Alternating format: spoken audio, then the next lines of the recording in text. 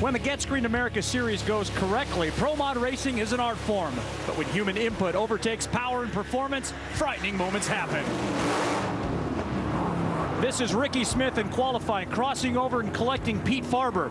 Farber walked away. Rickie Smith will need knee surgery. Both cars sustained heavy damage. And then in round number 1, watch the blue machine in the driver's right lane. That is Roger Burgess, the man who brought us the series, getting into trouble of his own. One of the single biggest hits we've seen against a wall in any form of motorsport. But the good news, Roger Burgess somehow not only able to get out of that race car, but give us a thumbs up. He is A-OK.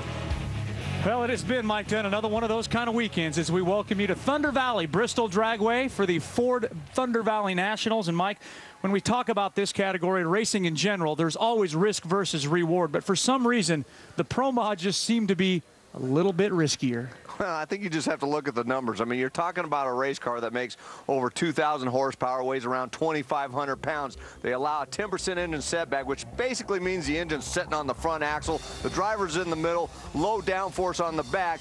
You add that onto a racetrack that has some bumps in there, and if you get that car upset just a little bit off of those bumps, in other words, not squared up, boy, it's going to be a handful. And we saw that happen with Roger Burgess as that thing hooked over, hit that left side retaining wall very hard impact, and luckily Roger was able to walk away. Now take another look at the car drifts out of the groove right there in the middle. Now it starts to go over that bump. Roger's trying to bring it back. Probably should have lifted a little bit early, and then when he overcorrected, it hooked to the left, went right behind Kenny Lang, just avoided hitting him, and then made hard contact with that retaining wall. You saw Roger go to the ambulance. He denied going to the hospital. Amazingly, 30 minutes later, he could be found in the pits with our Lauren Bauman.